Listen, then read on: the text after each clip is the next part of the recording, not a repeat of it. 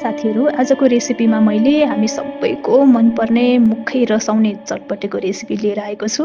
सबैभन्दा पहिले एउटा भाँडो लिने अनि यसमा हालौँ भिजाएर राखेको चना केराउ, अब हरियो मटर कोसा, काटेको बन्दाकोपी, थोरै काटेको प्याज अनि धनियाँ पत्ता, टमाटर अनि गाजर, काँक्रा अनि उसिनेर काटेको आलु, गरी चटपटे मसला अनि एउटा चाउचाउ, थोरै स्वाद अनुसार नुन, रातो धुलो खोर्सानी, थोरै हरियो खोर्सानी पनि अनि एउटा कागती निचोरेर हालिदिने।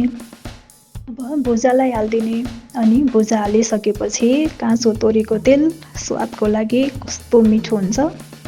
अब यो सबै मिक्स गरेर मजाले चलाउने।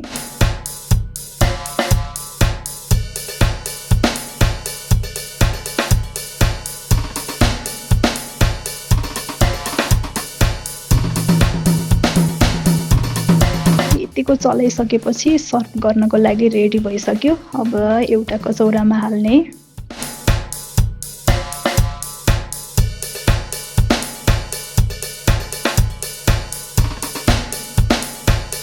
अनि माथिबाट कागती राखेर मजाले खान सकिन्छ। खाँदै खाँदै यहाँहरूलाई कस्तो लाग्यो कमेन्टमा बताउनु होला है। फेरि अर्को रेसिपीको साथमा भेटौँ नै छ। फेरि भेटौँला।